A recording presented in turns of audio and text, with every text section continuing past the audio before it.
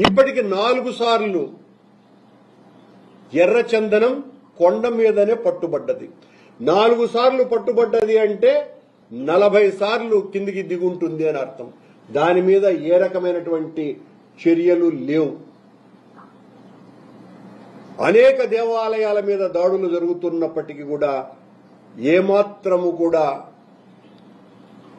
చర్యలు తీసుకోకుండా ఇంత పవిత్ర క్షేత్రమైన కాశీని ఆయన దాదాపు 15 కోట్ల మందికి పైగా ఆరాధ్యనీయమైనటువంటి స్థలం అది. రోజు 40-50 వేల మంది ఉచితంగా అన్నప్రసాదాన్ని స్వీకరించేటువంటి పవిత్ర పుణ్యక్షేత్రం అది. ఆ క్షేత్రాన్ని నేలమట్టం చేస్తే అది అటవీ జోన్లో ఉందనని, టైగర్ జోన్లో ఉందనని మంత్రి, సారీ చెప్తున్నానని ఒక మంత్రి, ముఖ్యమంత్రి మౌనం. పవనానందుల స్వాముల వారేమో అసలు ఆయన శాఖ కింద ఉన్నటువంటి ఆ ఆశ్రమానికి సంబంధించి ఒక్క మాట కూడా మాట్లాడకపోవటం వెనుక ఆంతర్యం ఏమిటి?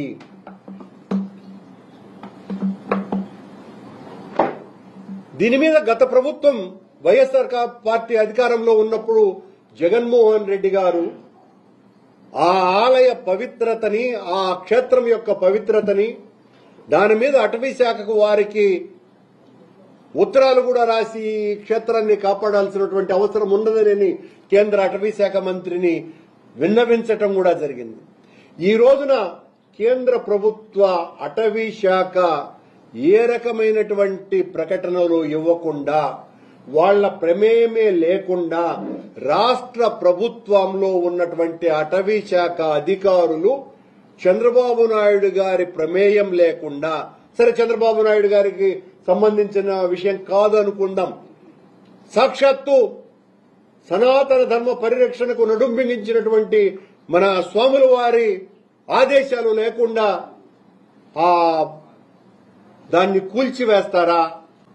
అలాగే ఆయన లోకేష్ గారు నిన్న మాట్లాడుతూ శవాల మీద పుట్టినటువంటి పార్టీ వైఎస్ఆర్ కాంగ్రెస్ పార్టీ అన్నటువంటి మాట, ఓ శవం మీద పుట్టింది, మరో శవం మీద అధికారంలోకి వచ్చింది అని ఓ అసభ్యకరమైనటువంటి మాటలు మాట్లాడినారు. బాధ్యతాయుతమైనటువంటి పదవిలో ఉండి మీరు ఆ మాట మాట్లాడితే మేము మాట్లాడాల్సి వస్తుంది.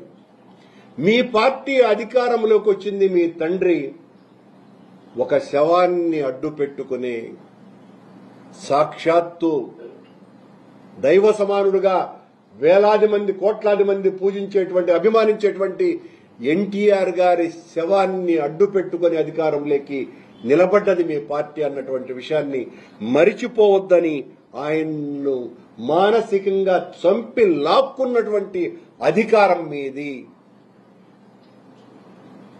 అది సత్యమైనటువంటి విషయం కదా.